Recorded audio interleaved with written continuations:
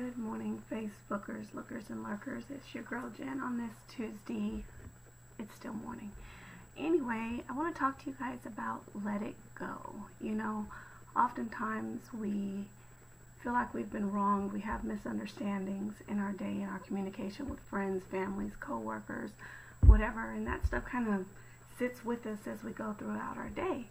But I want to tell you to let it go. You know, forgiving someone is not excusing their behavior or their actions.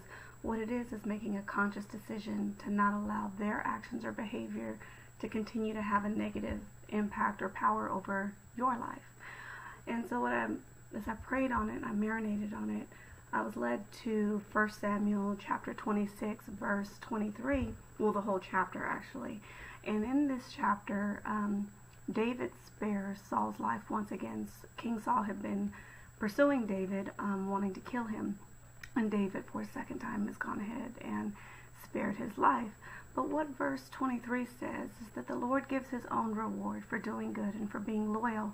I refuse to kill you, even when the Lord placed you in my power, for you are the Lord's anointed one. And what I want to tell you is you don't always have to get, some get back. It's not always about that. Sometimes just letting that stuff go is enough. You know what? They know they wronged you. You know they've wronged you, but you don't have to speak ill on it. You don't have to speak ill on them anymore. We have to acknowledge that we're all God's children, and just like he loves you in spite of whatever it is you're going through, guess what? He loves that person just as much. And remember, our reward and our favor comes from God, so you don't need to get back, because if you get it here, where's your reward in the long run? And as I told you guys before, my son had an incident last week at school with some 8th grade boys. My baby's in the 6th grade, and he was hurt. But you know what? I had to tell him, let that go, because guess what? Your revenge, your understanding, it'll come on the backside, because it's not worth it to him. So I'm dealing with that, but we don't always have to get in God's way. Let God do what God does. God takes care of everything. When they say, you know what, God's got me, guess what? He's got you too.